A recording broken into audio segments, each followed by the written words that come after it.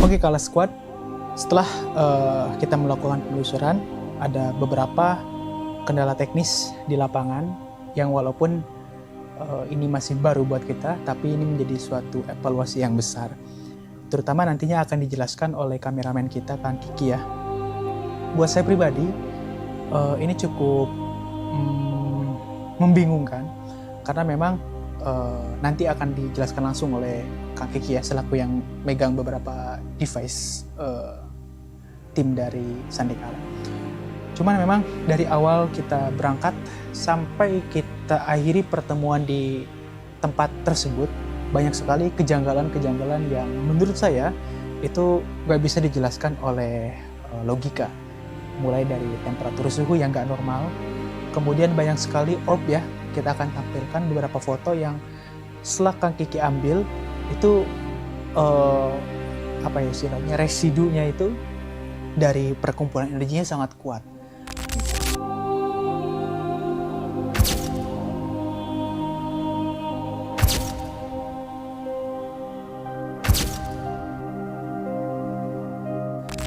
Dan ini nggak sembarang tempat bisa kita dapatkan seperti itu. Bahkan ketika kita di Jembatan Merah pun, kita nggak temukan kepekatan energi seperti di balong itu. Kemudian banyak juga visual yang kita dapat ya. Ada 3-4 visual yang kita dapat.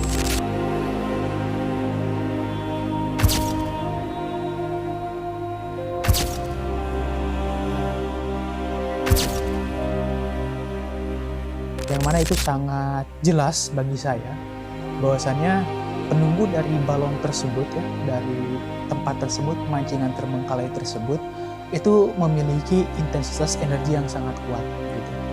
Jadi memang ketika kita baru sampai pun kita sudah merasa cukup terintimidasi. Bahkan kita tuh nggak ada satupun yang berani stay sendiri di lokasi itu, nggak ada. Pasti harus ditemenin gitu. Apalagi Mr. Tan ya, ketika kita tinggal, saya dengan Kiki tinggal untuk izin ke air, dia udah gelisah tuh. Bahkan satu momen dia sampai keserang waktu itu jatuh, plus dia ada sedikit mual ya di dekat haur koneng atau bambu kuning. Nah di situ cukup ekstrim tekanannya sehingga tuan rumah pun merasakan pergantian apa ya istilahnya, merasakan mood swing.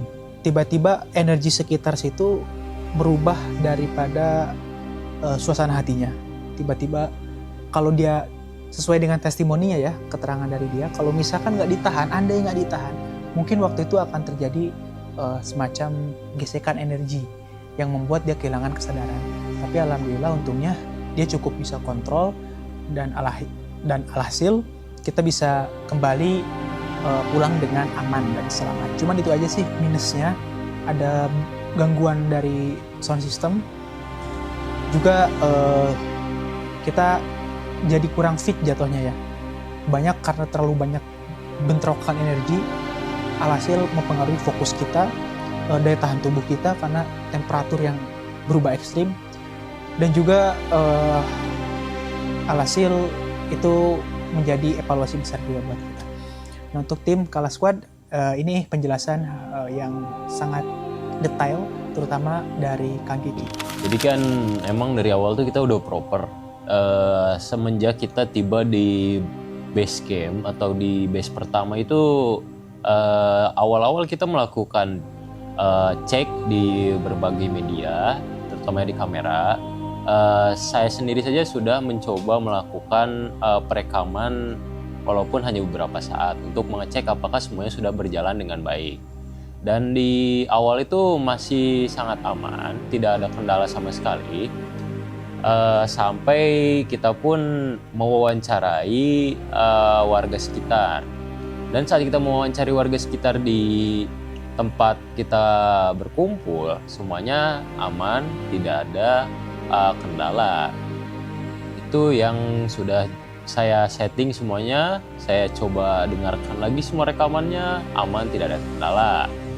Tapi saat kita langsung menuju ke tempat pertama, pure semua suara hilang.